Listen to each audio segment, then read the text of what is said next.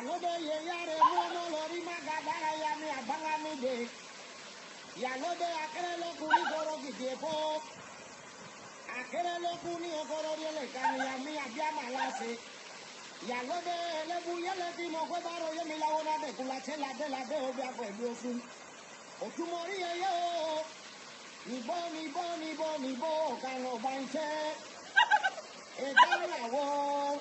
Akaje le dan. Ye dala wo ma morere. Akaje le dan. Enyo wo ni ko sulo mo lo yare.